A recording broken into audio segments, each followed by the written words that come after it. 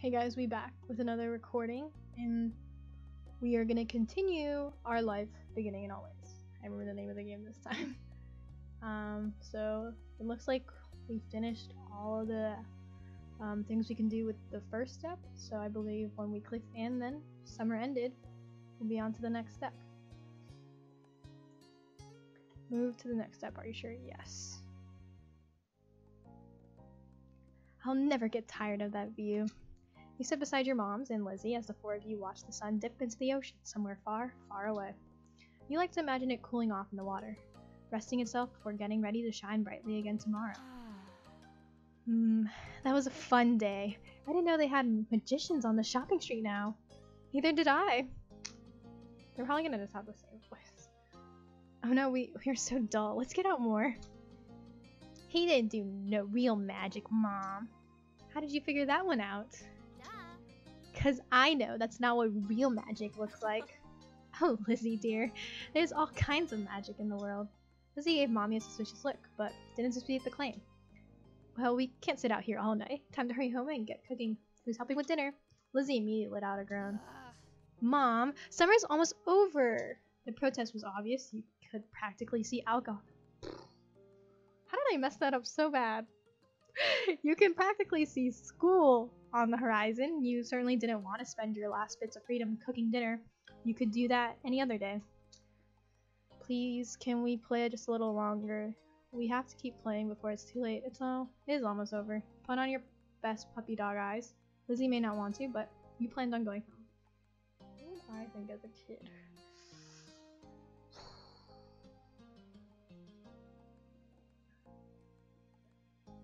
Because I feel like if there was authority involved, I would be like, but it's like my parents. I think I have to go with the please, can we play just a little longer? Mom looked down at you with a sigh, and you clasped your hands together to give your please some extra appeal. We'll help with dinner tomorrow. You immediately nodded in agreement with the very clever offer, shifting closer to Lizzie since your parents can't possibly resist the power of you two combined. Soon we'll have homework and reading to do. We can't do work now, too. Lizzie made her case and then stomped her foot into the ground. You mimicked her, feeling that would add something to the argument. Well... No. Oh, come on, Pam. I can help you with dinner. Molly leaned in for a hug, and you knew that you were very close to victory. Okay. But as soon as dinner's ready, you lot are coming inside, understood? Yes, Mom. Yes, Mom. So much to do, so little time. Maybe I could still get the seashell bracelet and add tines and trinkets. Ooh, or maybe the playground, or the fireflies would probably be coming out, right? Don't I get a say in this? You silently made your own plans. We can't go too far. I'm going home. Why would I go home now?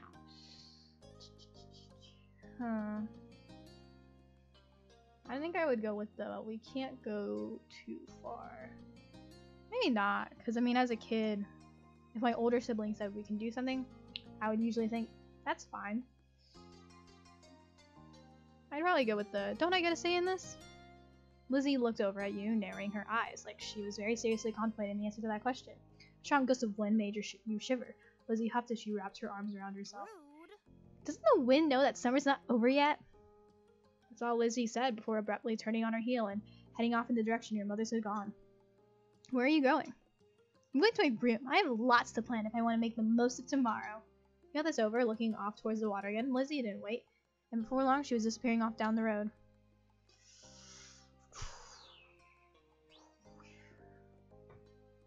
Well, she didn't really stay here very long. That's kind of weird.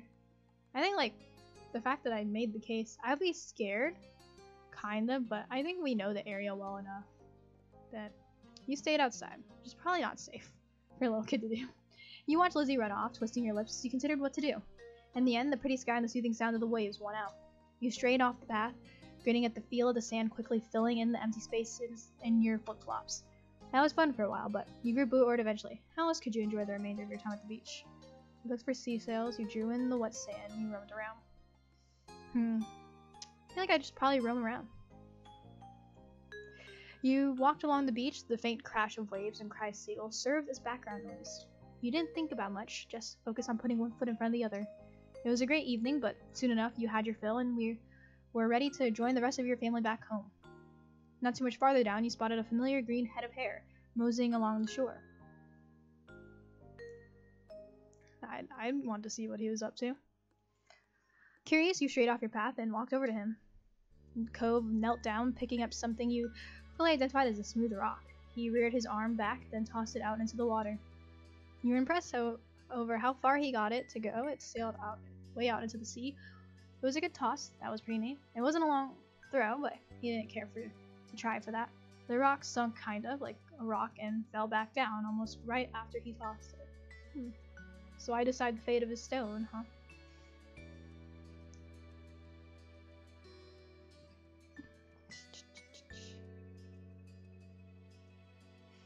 I mean, I'll say it was a good toss. I think I was overly impressed as a child, so I'd probably go with the first option, actually. You can't skip rock. I think like every time I saw someone skipping stones, I would always just look for a rock. Deciding to join Cove, you searched nearby for any rocks or shells that you could throw too. Cove jumped a little when he noticed you, and you gave a shrug and smiled, realizing you'd sort of forgotten to announce yourself. You found a shell that would suit your purpose, a smile growing as you tossed it as hard as you could. It landed with a wet-sounding thunk a few feet away and slipped down into the water. When you looked over at Cove, he didn't seem to notice that his throw had been more impressive. Cove was looking down at his cast, scratching idly at the pink surface, even though you were pretty sure he couldn't feel it. His brows were furrowed, and there was a frown on his face. It's not fair. I've had to wear this cast for ages. I can't even swim. When did you get it off? How'd you get it? I'd probably ask when do you get it off, because he's like complaining about having it. Cove shrugged and didn't say anything. For a second you thought maybe he didn't know, but finally he sighed. A few weeks. You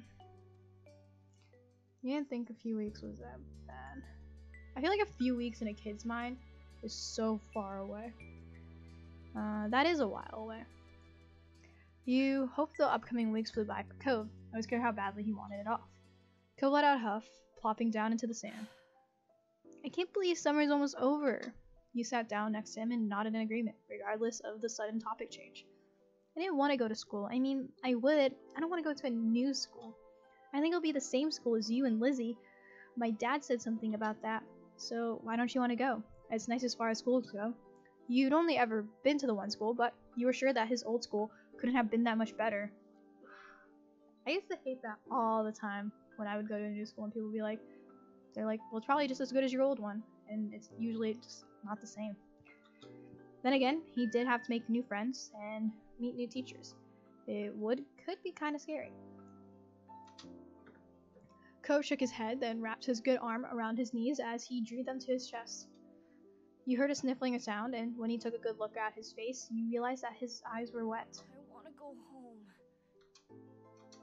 You weren't sure what to do. It felt weird to just leave him here crying, but what could you say that would help? He frowned a little, starting to stand. I didn't even get an option to try to cheer him up? Okay, well, bye then. Cove gave his head a small shake.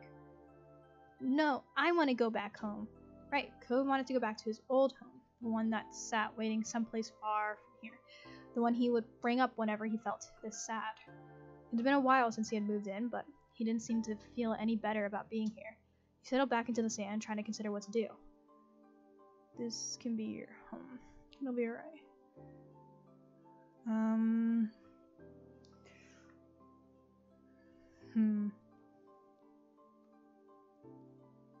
I'll say it'll be alright.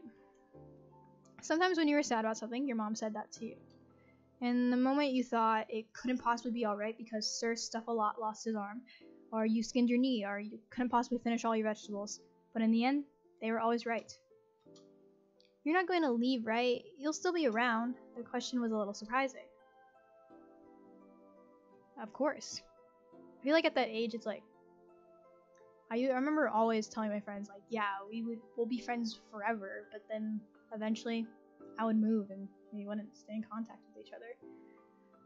But I would say, of course. Your parents would have mentioned if you were going to move or something, right? After a second, Cove gave a little nod. Once I get my cast off, we could go swimming. You were fine with him changing the subject again. Yeah, that would be fun. Cove smiled and looked back to the waves. My dad keeps saying I'll get used to everything eventually. that I'd feel better then. You used to make me angry. I didn't want to get used to everything. He spared a glance over at Cove and see the anger had slipped off his face in favor of something about almost puzzled. But maybe that would be okay after all, as long as I really do feel better. I can't see it. The two of you sat quietly, just taking in the sounds of the waves.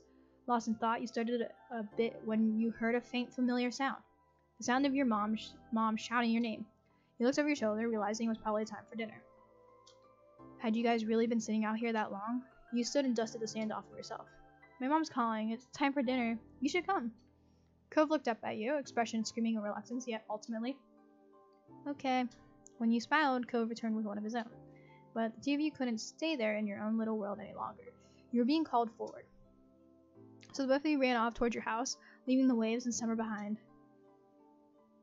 And then, do we get older now? I'm excited to see how people age, honestly. In between. See, this could be when we develop our crush. I feel like I should just make my hair shorter though. Oh, are there new haircuts now actually?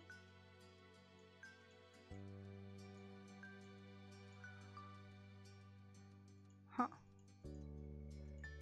Strands, flowy. I swear these feel different, but maybe it's been a second.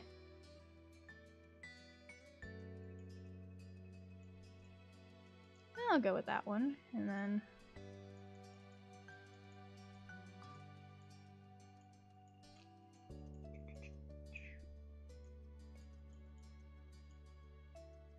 I think I'm just repeating now. Sleek, strands, ponytail, scrappy. Or maybe it wasn't repeating.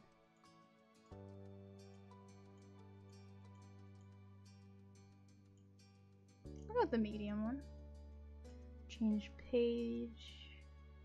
Change page. Oh, braces. Huh.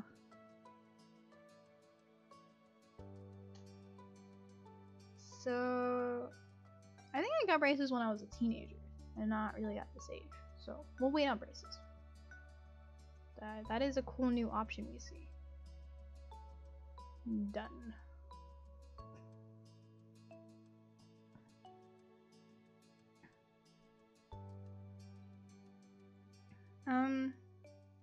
I'll say we're still relaxed, but we're fond now, you know? Yeah, I think that should be good. Like, I would say we're interested in him, but I wouldn't say we have a crush on him yet. Like, this dude's our friend, you know? I feel like we would only become nervous when we start to have a crush on him, you know? Customize Cove. Ooh, choose to customize Cove yourself or let his prior experiences determine it. Huh. I feel like both. Oh, he looks good. Ah. Let's see. Should I even change this that much? Okay, so those are my options for hair. I like that one better. I mean, he wore glasses before. Should I keep the glasses? I don't think it really matches. Okay, so those are the options. Huh. Ooh. Left wrist. Is that like... Oh.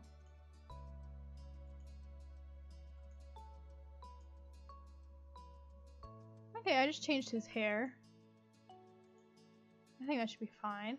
Oh my god, he's so handsome. I thought we weren't teenagers yet. How does he already look that good? I kinda don't like that. Yeah, he can take his... Wait, did I don't know. PJs 1, 2... I can leave it at that. Ooh, we gotta do something about that jacket though. Yeah, I'm doing you a favor. So yeah, I didn't add glasses. Okay, so the only thing I changed really was his hair and the jacket. I think that's fine. So he's cold. Sporty. He's more on the sporty side. I'm kind of surprised by that.